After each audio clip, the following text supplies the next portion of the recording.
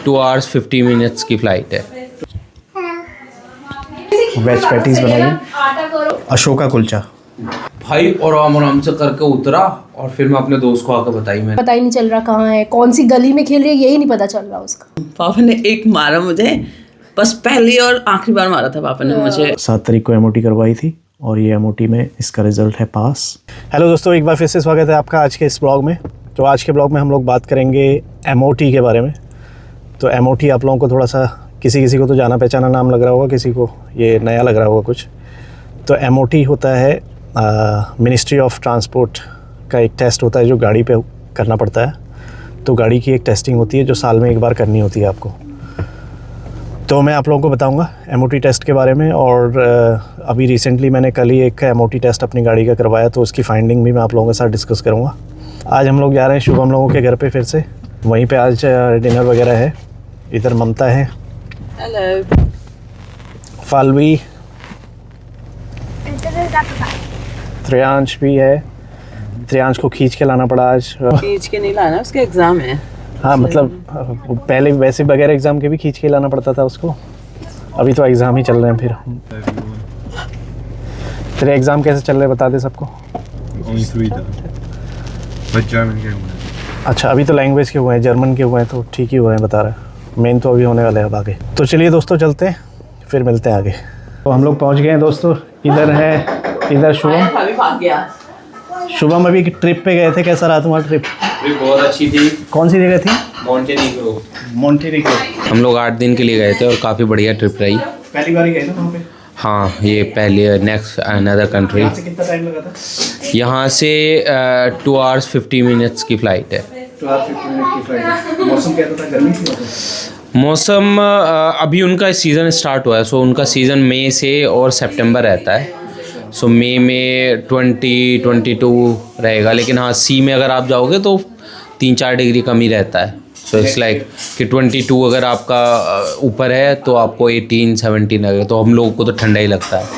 Next year plan किया जा सकता है। हाँ हाँ, और आपको दिखाते हैं कहाँ है मोंटेनिग्रो। अच्छा, ओह दैट्स नाइस।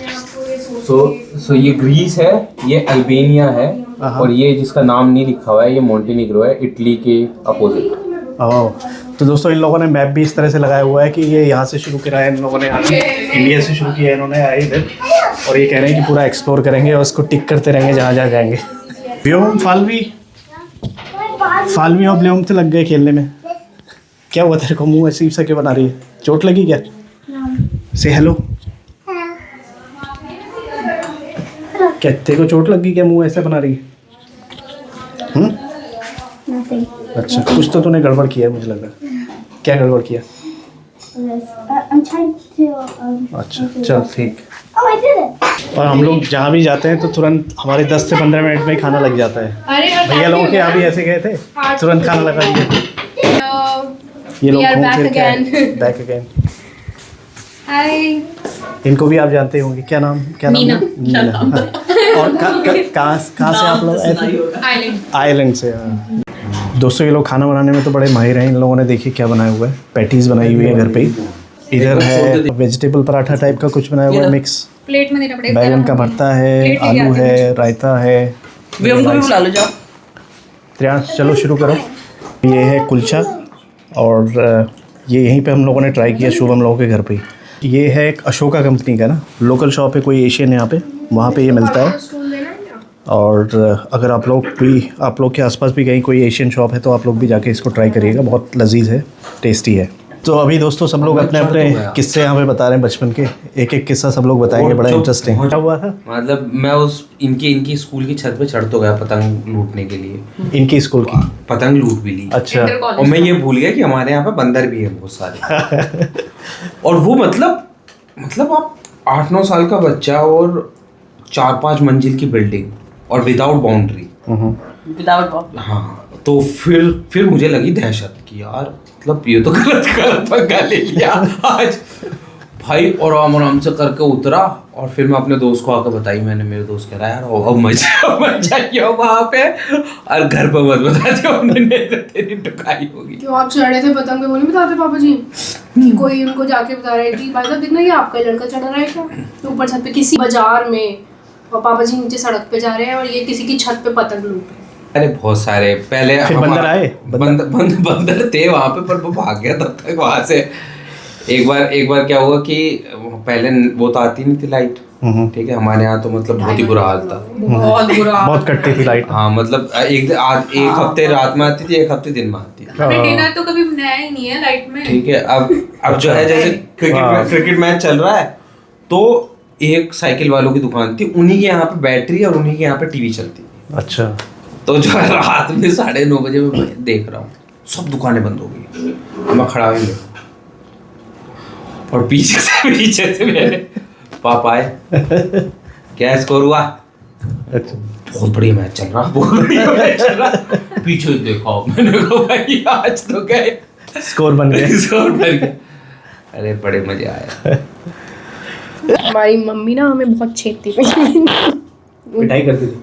अच्छा। दबा के। मेरी से जो बड़ी वाली बहन है ना, जिनकी शादी मीरापुर में ही हुई है, वो हमारे घर में सबसे ज़्यादा पिटी है क्योंकि वो सबसे ज़्यादा शैतान थी।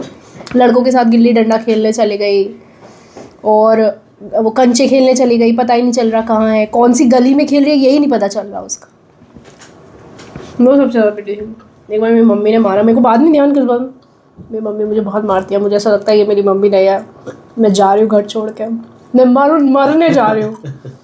तो बहुत छोटी थी मैं, मुझे वो इंसिडेंट याद है। मैं ऐसे घर से निकली और मेन रोड पे ऐसे जा रही हूँ, मतलब हमारे घर के सामने हमारे चौराहे पे घर है, जा रही हूँ उधर से मरने कहाँ जा रही थी। हमारे यहाँ एक बड़ा मंदिर है पुराना, उसे बड़ा मंदिर ही बोलता है, वाला सीन हो गया। उसे बड़ा मंदिर ही बोलता है, उसमें कुआं है, उसमें कुएं में कूद जाऊंगी।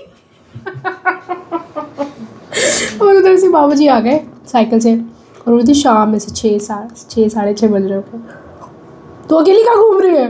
मेरी हवा ख़राब हो गई, मैं उनकी साइकिल पे चढ़ गई, मैं ये सोच के डर गई कि मैं मर जाऊंगी अब, तो मैं उनकी साइकिल पे चढ़ गई कूद के, मुझे घर ले जाओ, मैं नहीं मर रही। मुझे समझ में ही नहीं आया भाई, बहुत सारे इंसिडेंट है। चलो अब ममता बताइए, क्या कोई ऐसा किस्सा?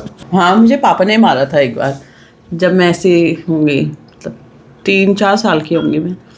वहाँ कहीं पिथौरागढ़ गए थे ना, तो हमारे कोई रिलेटिव थे, उनका हॉस्पिटल था, तो पापा मुझे बार बार मना कर रहे कि हाँ पेशेंट है उनके पास मत जा, और मैं बार बार जा रही हूँ। पापा ने एक मारा मुझे, बस पहली और आखिरी बार मारा था पापा ने मुझे। और पापा वाला मार पहली और आखिरी होती है मुझे लगता है, बस उसका मुझे याद नहीं है। चलिए दोस्तों अब चलते हैं, काफ़ी टाइम हो गया, टाइम का पता ही नहीं चला, गप्पे इतनी सारी हो गई, सारे किस्से सुना रहे थे सब लोग। दोस्तों हम लोग पहुंच गए हैं अब घर और बच्चे जा रहे हैं सोने। तो चलिए अब बात करते हैं एमओटी की। तो दोस्तों यहाँ पे एमओटी एक जो यहाँ का परिवहन मंत्रालय है, जिसको मिनिस्ट्री ऑफ ट्रांसपोर्ट बोलते हैं, तो एमओटी भी उसी से बना है, मिनिस्ट्री ऑफ ट्रांसपोर्ट से। तो मिनिस्ट्री ऑफ ट्रांसपोर्ट का एक यहाँ पे नियम है कि आपको अपनी गाड़ी का हेल्थ चेकअप कराना होता है साल में एक बार, और वो मैंडेटरी होता है हर गाड़ी के लिए, है ना। और अगर आप वो नहीं कराते हैं तो आपको पेनल्टी पड़ सकती है, और वो 1000 पाउंड तक की, मतलब 1 से 1.5 लाख तक की पेनल्टी आपको पड़ सकती है अगर आप बगैर एमओटी कराए, बगैर हेल्थ चेक करवाए आप गाड़ी को चला रहे हैं।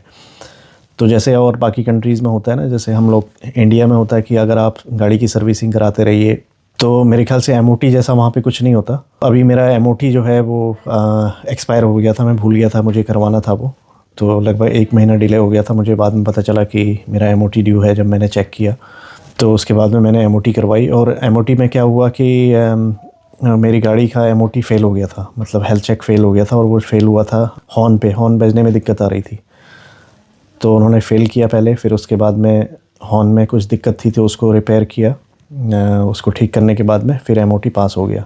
तो चलिए इधर देखते हैं दोस्तों, ये एमओटी चेक कैसे करते हैं। देखिए, अगर जैसे आपको अपनी गाड़ी का एमओटी चेक करना है तो इसमें आप डालेंगे एमओटी चेक, ये आ गया ऊपर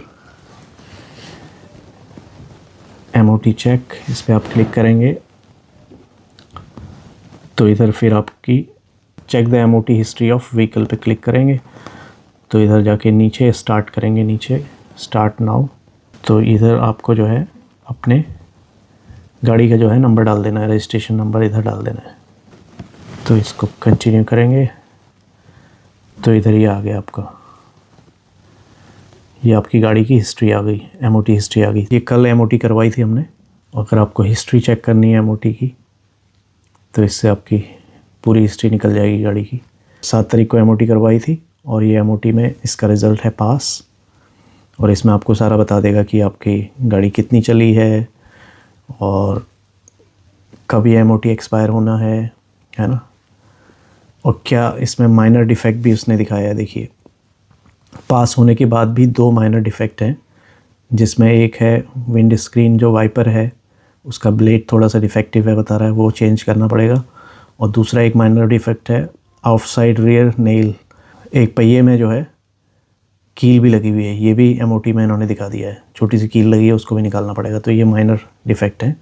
ये माइनर डिफेक्ट की वजह से फेल नहीं होता है, फेल मेजर डिफेक्ट में होता है। जैसे तो 27 तारीख को मैंने एमओटी करवाई थी तो उसमें एमओटी फेल हो गई थी। आप देख रहे हैं फेल होने का रीज़न क्या था, हॉर्न नॉट वर्किंग। तो ये मेजर डिफेक्ट में आया, रिपेयर इमीडिएटली। तो उन्होंने बोला कि इसको इमीडिएटली रिपेयर करना पड़ेगा। लेकिन 2 चीज़ें जो थी विंड स्क्रीन और ये नेल कील वाली, ये पहले भी आई थी और वो पास वाले में भी आई, आपने देखा। तो इससे पहले की सारी हिस्ट्री पास है। तो इसका फ़ायदा दोस्तों ये भी है, जैसे अगर आप कोई गाड़ी लेने जा रहे हैं, कोई आप यूज्ड गाड़ी ले रहे हैं तो उसको आप चेक कर सकते हैं। तो एमओटी की हिस्ट्री यहाँ पे आ जाती है, जिससे कि आपको गाड़ी में कोई अगर डिफेक्ट है तो यहाँ पे आपको ये पता चल जाता है। तो दोस्तों जैसे इंसानों का हेल्थ चेकअप होता है, वैसे ही यहाँ पे यूके में गाड़ियों का भी हेल्थ चेकअप होता है, उसको एमओटी बोलते हैं, है ना, जैसे कि मैंने आपको बताया। तो इससे पता चलता है कि गाड़ी सड़क पे चलने, रोड पे चलने लायक है कि नहीं है, वो फिट है कि नहीं गाड़ी चलने के लिए। तो ये एमओटी टेस्ट से ये पता करते हैं। इंडिया में जहाँ तक मुझे याद है एक पॉल्यूशन टेस्ट जैसा कुछ होता है ना। उसके अलावा तो मुझे ज़्यादा जानकारी नहीं है। मेरे ख्याल से जब सर्विसिंग होती है गाड़ी की उस टाइम पे सारी चीज़ें चेक करी जाती हैं। तो एमओटी जैसा कुछ नहीं। जैसे यहाँ पे भी सर्विसिंग अलग से होती है गाड़ी की, लेकिन एमओटी अलग होता है। तो सर्विस भले ही आपने अभी करवाई है 1 हफ्ते पहले ही, लेकिन अगर उसका एमओटी ड्यू है अगले ही दिन तो एमओटी ज़रूर होगा, भले ही आपने सर्विसिंग कल ही करवाई है ना, उससे फ़र्क नहीं पड़ता। तो यहाँ पे एमओटी में जैसे कि इंडिया में पॉल्यूशन चेक में कुछ एमिशन वगैरह का चेकअप करते हैं शायद गाड़ी का, लेकिन यहाँ पे जो है हर एक छोटी से छोटी चीज़ भी चेक होती है, जैसे brake, clutch, horn, tyres, everything. मतलब एमओटी में सारा कुछ चेक होता है। तो ये एक अच्छा है, गाड़ी की हेल्थ मेंटेन करने के लिए भी अच्छा है, और दूसरा जो है सड़क सुरक्षा के लिए भी अच्छा है ना, सेफ्टी के लिए भी एक अच्छा है। जैसे साल भर में एक बार एग्ज़ाम देते हैं बच्चे, वैसे ही गाड़ियाँ भी यहाँ पे एग्ज़ाम देती हैं साल भर में एक बार, ये उस तरह के कुछ है। और यहाँ पे जो सड़क सुरक्षा है दोस्तों, रोड सेफ्टी है, उसके पीछे का एक कारण, एक वजह ये भी है कि सारी गाड़ियाँ फिट होती है ना, उस तभी जो है एक्सीडेंट्स भी कम होते हैं। ये सिस्टम हर जगह लागू होना चाहिए, है ना, जिससे कि सभी लोग सुरक्षित यात्रा का आनंद ले सकें और किसी भी तरह की कोई अनफिट गाड़ी जो है सड़क पे ना निकले, है ना। ये सब जगह इस तरह का होना चाहिए। तो दोस्तों आज के ब्लॉग में बस इतना ही। आई होप आप लोगों को आज का ब्लॉग अच्छा लगा होगा। अगर अच्छा लगा तो लाइक करिए, कमेंट्स करिए और शेयर ज़रूर करिए। और अगर आप लोगों ने चैनल को सब्सक्राइब नहीं किया हुआ अभी तक तो प्लीज़ सब्सक्राइब भी कर लीजिए। कल फिर मिलते हैं एक नए ब्लॉग में, तब तक के लिए बाय बाय।